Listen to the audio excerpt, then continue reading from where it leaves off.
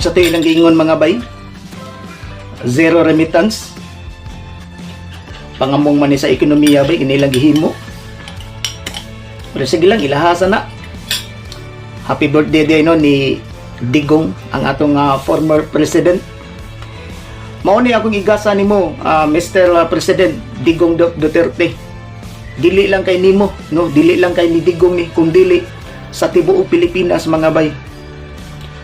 Kung mag-usa lang tang tanan, no, kung mag-usa tang tanan ani nga advokasya, ug mauni atong igasa sa atong nasod, dunay giingon sa panultihon nga matud pa, voting is the cornerstone of democracy, a powerful tool that gives every citizen a voice in shaping the future. Naunsa pa may gahom sa demokrasya kung ang atong tingog binayran? Kataas sa proseso mga bay, sa pag-fill up pa lang sa COC. Pinya, pila ka adlaw nga mangampanya. Pinya, himan-himan pa ang ending. Daugo na radi ay sa pangwartahay mga bay. Gani, matod pa ni Franklin Roosevelt. Matod pa niya, let us never forget the government is ourselves and not an alien power over us.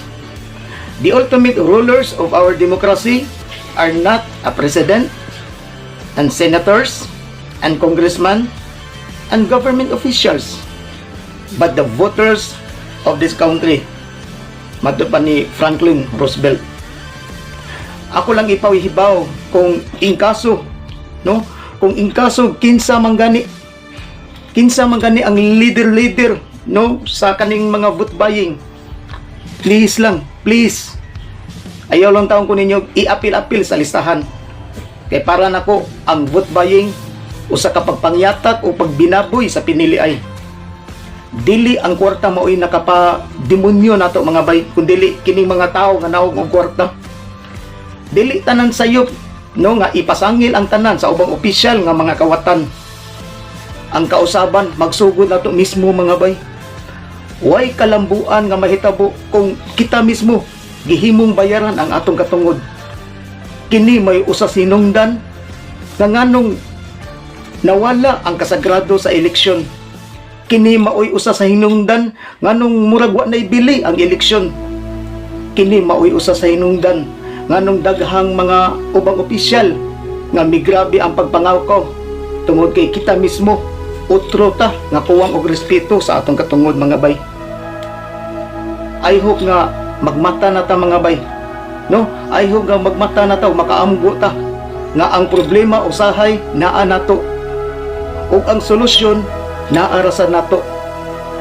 Wala ni pinugsanay ang atong krusada, pero kung naa kay respetar sa kaligdong sa sa kinini ang pinili ay mga bay.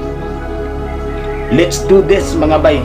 Now is the time nga ato na ning sugdan.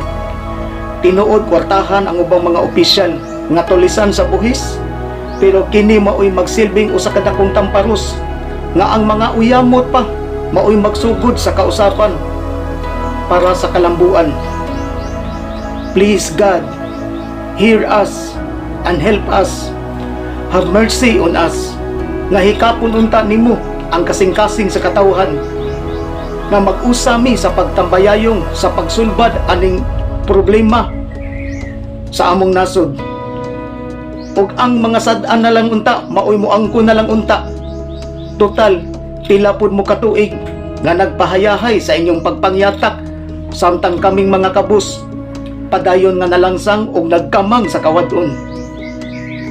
Cheers natong tanan mga bay, ug rock and roll natong tanan mga bay. No to vote buying mga bay.